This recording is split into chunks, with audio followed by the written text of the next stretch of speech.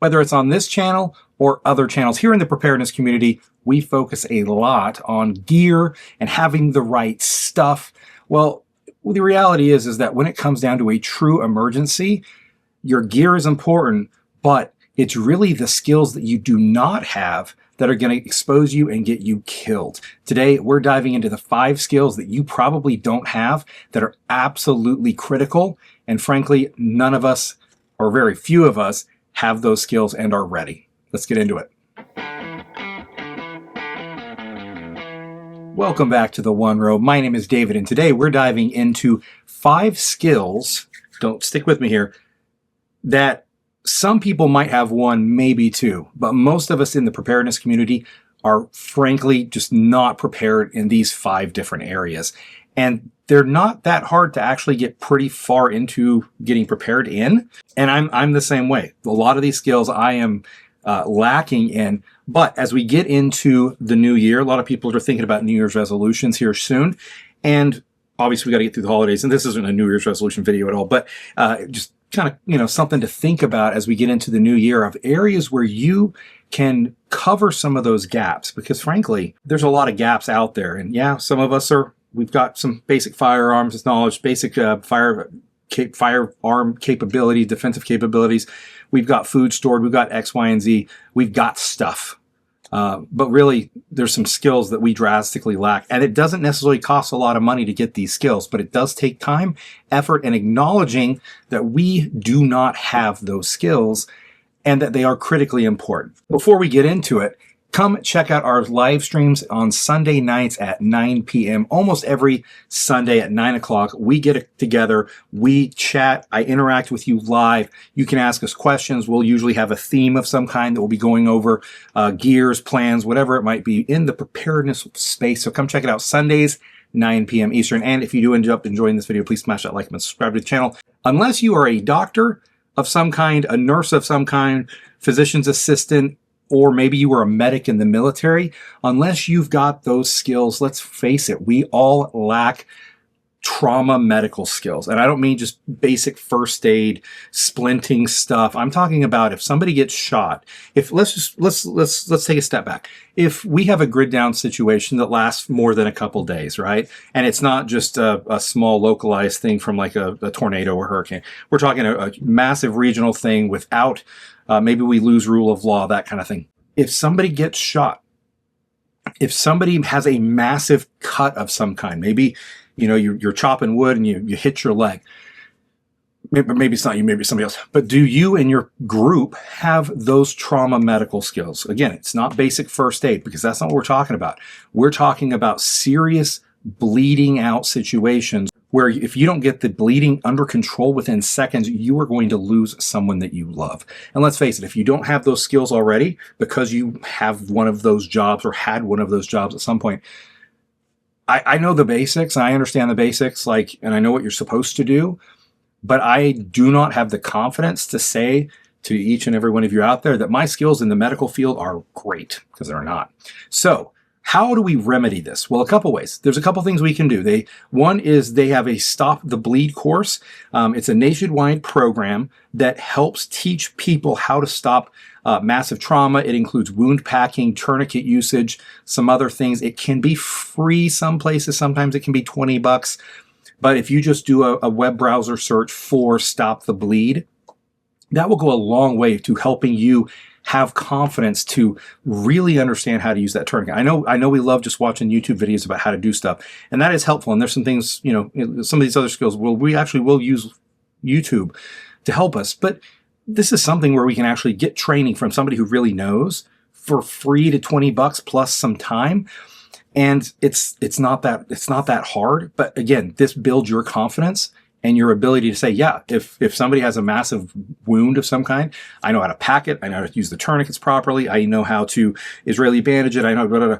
And now the next step for us in the preparedness world is, yes, we want to stop the bleed, but then we have to actually know how to treat it the next level. Because let's face it, if we can't get to a doctor, if there's a grid down thing, hospitals are shut down, there's no emergency services, you're all you have. So Stop the Bleed is the first step.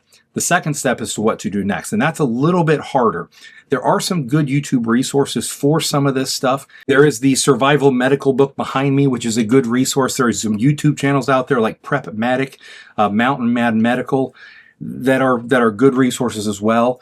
In addition to Stop the Bleed, yes, you should do basic first aid and CPR. For that's either can be free to $40 kind of thing from the Red Cross.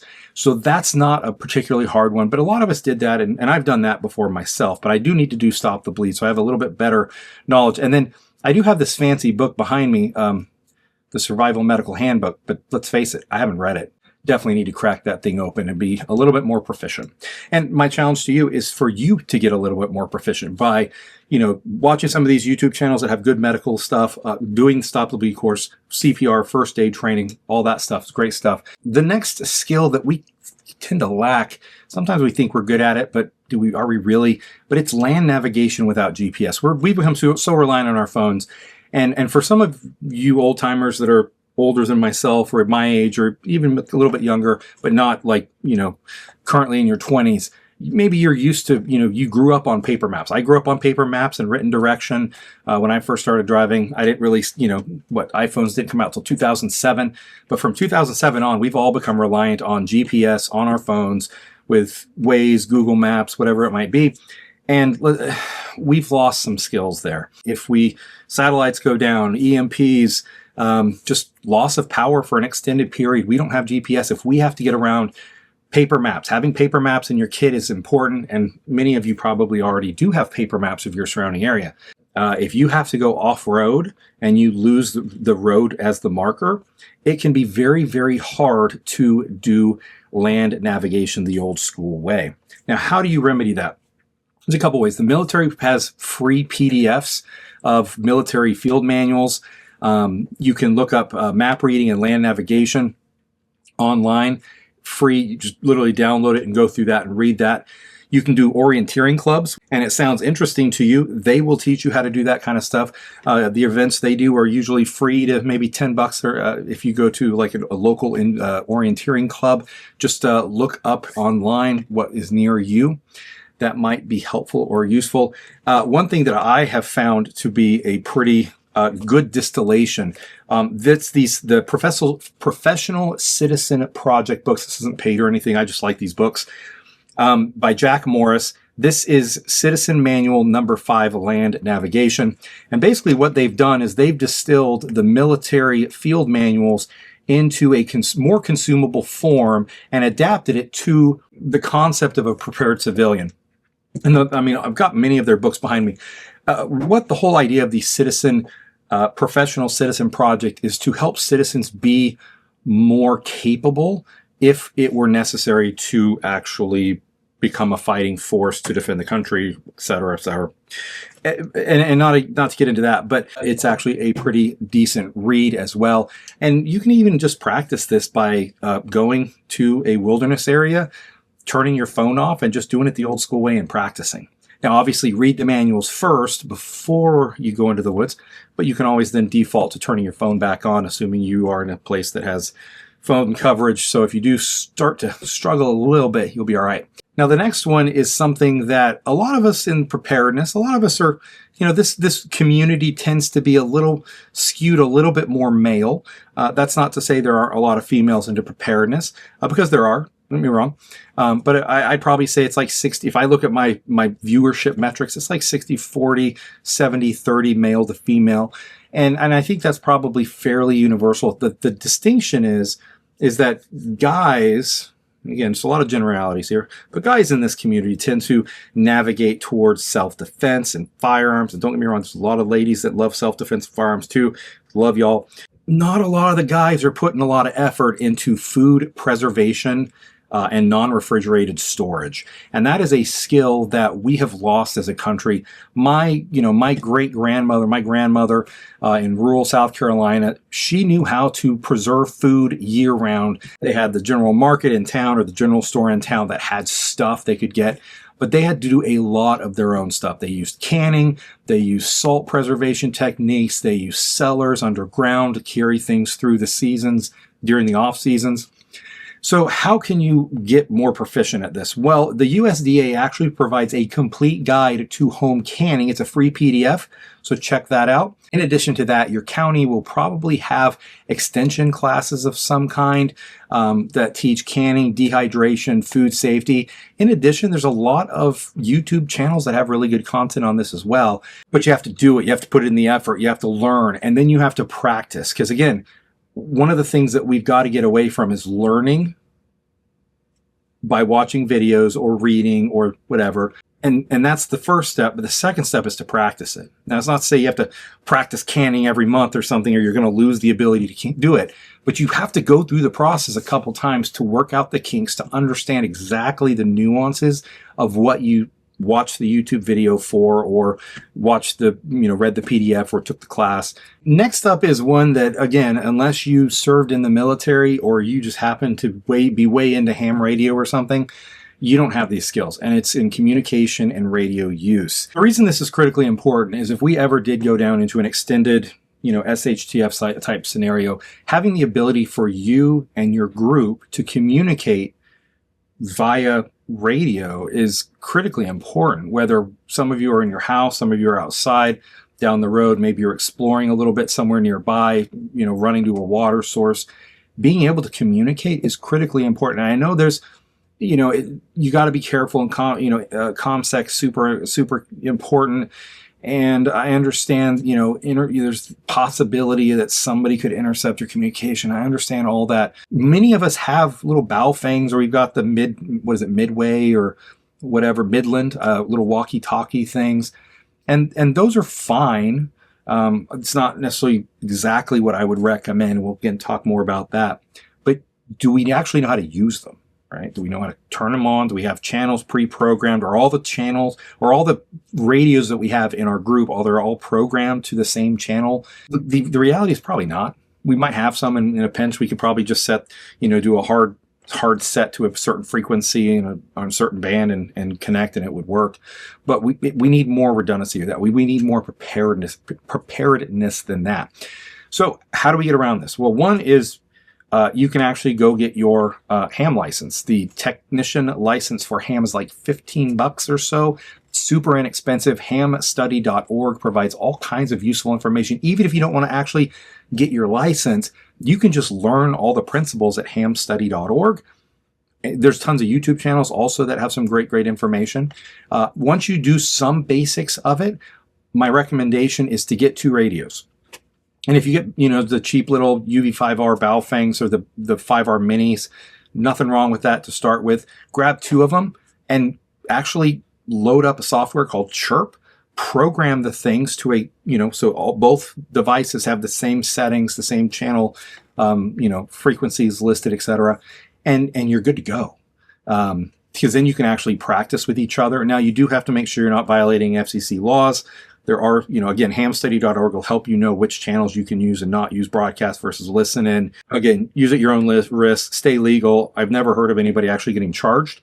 The civilian not trying to actually broadcast, but just 2 people chatting. I've never heard of anybody being arrested. But again, your mileage may vary, so be careful, follow the laws, get it? But also there are lots of clubs out there, ham radio clubs. If you go find a ham radio guy and you start talking to him about ham radio, he or she will talk your ear off. They love it. They're passionate about it. It's a great hobby to get into. I'm not that guy though. I'm not going to be the ham radio guy. I want to know how to use my radios, and I need to know how to create an effective communication setup for my group. Which again, code word, you not just know how to program the radios, but then you have to know actual radio etiquette in a situation, code words, locations, practice. You got to practice that stuff so that you can get fluent in radio speak. Let's face it, a lot of us are out of shape. And I'm including myself in that category to an extent. I'm carrying extra weight.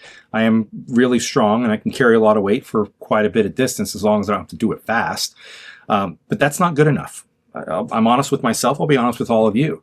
I need to be in better shape, and I'm working on it. I'm working out multiple times a week. I've lost a lot of weight this year, which is a great thing. But I need to go, I need the ability to, under load bearing, carrying my bug out bag, for example, along with my chest rigs and all my gear, be able to ruck it for 5-10 miles at a decent pace. I think that if you can get to where you can do a 10-mile hike without it killing you under a pretty heavy pack, you're great. Now, yeah, I mean, if you can run it and all that stuff, you're next level. But just the ability to carry your bag for most of the day and it not kill you is probably a great place to start. Basic backpacking is a great place to do it. Now, how do you learn how to do this? Well, there's a little bit of technique into fitting your pack right and having it be comfortable to carry for long periods. Same with your load-bearing gear. There's a little bit of a method to the madness of your chest rigs and your plates and whatever else that you feel like that you need in a bug out scenario. Be wise and judicious and learn how to do all that stuff and figure out what is worth the wait versus what is not worth the wait. Yeah, you don't need a gym.